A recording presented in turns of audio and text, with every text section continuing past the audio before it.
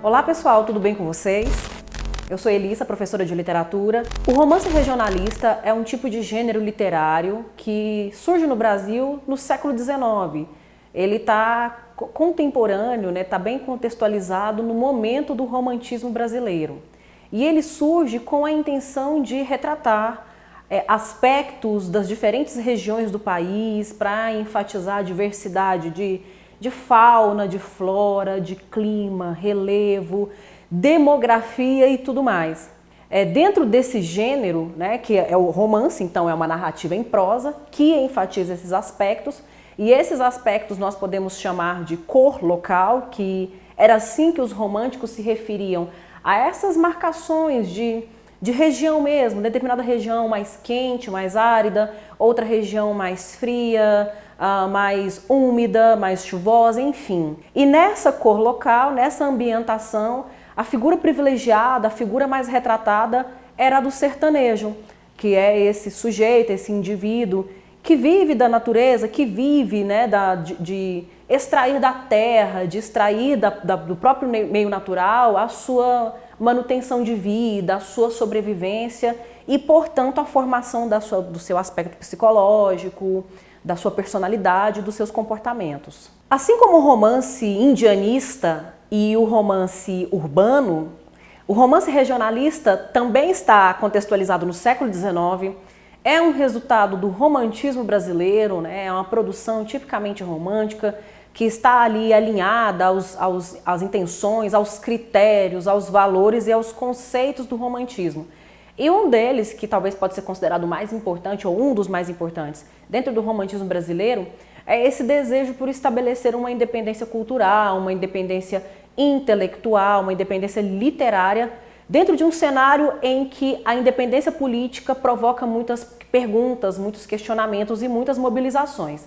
Então, esse caráter, essa intenção mesmo de enfatizar aspectos regionais, de mostrar a diversidade geográfica, climática e natural do Brasil, descrevendo com detalhes e com minúcias as paisagens, é uma forma que a literatura brasileira, que o romantismo brasileiro encontrou, inclusive, de se dissociar um pouco da literatura europeia, da literatura portuguesa e francesa, que influenciou tanto a nossa literatura.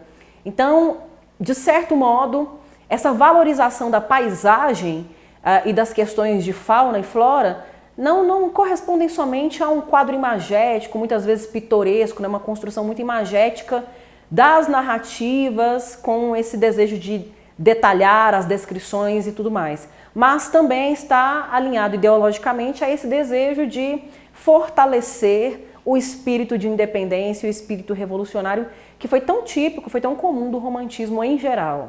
Afrânio Coutinho, um grande estudioso da literatura brasileira, professor, crítico, teórico da literatura brasileira, fez algumas considerações importantes sobre o romance regionalista, as quais eu vou ler. Mais estritamente, para ser regional uma obra de arte, não somente tem que ser localizada numa região, senão também deve retirar sua substância real desse local. Essa substância decorre primeiramente do fundo natural, clima, topografia, flora, fauna, etc., como elementos que afetam a vida humana na região. E, em segundo lugar, das maneiras peculiares da sociedade humana estabelecida naquela região e que a fizeram distinta de qualquer outra. Este último é o sentido do regionalismo autêntico. Dessa forma, a gente percebe que o romance regionalista também teve o seu papel político e social, tem dentro da história da literatura brasileira, Não é simplesmente retratar paisagens de uma maneira pitoresca, mas também vincular isso a uma intenção, a um projeto que se reflita na realidade. E desse modo, ainda aproveitando o gancho do romantismo, outra coisa muito importante, outro elemento muito importante dentro do romance regionalista é a questão do nacionalismo. Ele se vincula, de certo modo, a esse sentimento ufanista que o romantismo propagou, sobretudo na sua primeira fase, na sua primeira geração, porque ao mostrar elementos, componentes bem específicos do Brasil, ele também precisa retratar o homem brasileiro, os homens e mulheres brasileiros, pessoas que se formam, que vivem e que formam suas subjetividades nesse cenário tão múltiplo, tão diversificado, em vários aspectos. Então, desse modo, o romance regionalista também está atrelado a esse projeto nacionalista do romantismo.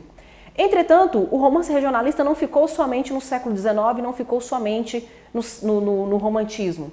Ele tem seus desdobramentos, ele vai ganhando desdobramentos ao longo do século XIX. Então nós temos elementos do regionalismo também no realismo, no naturalismo, mas aparecem ali ainda para compor essa figura imagética, né?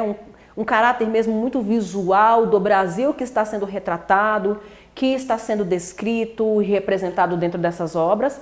E aí no século XX, depois da primeira geração modernista, a partir da década de 30, a gente tem o conhecido famoso romance de 30, também conhecido como prosa de 30, e que também é conhecido como romance neorregionalista.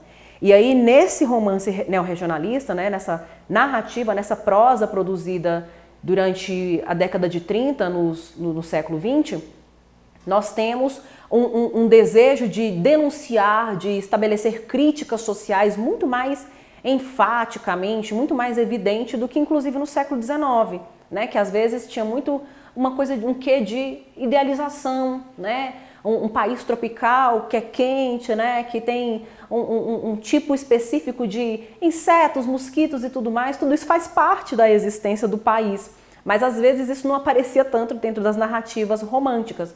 Mas no século XX, a gente tem mesmo um olhar muito mais atento para como essas questões climáticas, essa questão da paisagem, elas podem interferir, elas podem acentuar questões de caráter político e social. E aí dois dos grandes nomes, talvez, vários nomes foram importantes nesse momento, mas eu posso citar como exemplo Raquel de Queiroz, Graciliano Ramos, Jorge Amado, José Lins do Rego, né, que são autores que inclusive produziram sua obra ambientada no Nordeste brasileiro. E ali, nessas obras, eles vão tratar de questões de caráter social, de caráter político, né? A desigualdade, as assimetrias e hierarquias dentro da sociedade. E dependendo do local onde os indivíduos vivem, dependendo das condições climáticas, certos problemas são agravados, são acentuados, né? Como no 15, por exemplo, o 15 de Raquel de Queiroz, que está ambientado no meio da seca que aconteceu em 1915, que foi devastadora, né? Matou muita gente. E aí a seca vindo pesada, violenta, e as pessoas sem condições financeiras de sobrevivência em meio a um cenário árido, quase deserto, isso tudo contribui para uma reflexão em relação à realidade, uma crítica social que essas obras produziram utilizando a ferramenta, a estratégia do regionalismo dentro de suas obras. E para ilustrar o romance regionalista de fato, né, porque Graciliano Ramos, Raquel de Queiroz estariam inscritos naquilo que os estudiosos chamariam de romance neorregionalista, uma nova vertente do regionalismo dentro da literatura brasileira. Para ambientar mesmo o século XIX, né, na origem do romance regionalista, posso citar alguns exemplos, né, como a Escrava Isaura, de Bernardo Guimarães, inclusive os títulos vão aparecer aqui no lado para vocês acompanharem.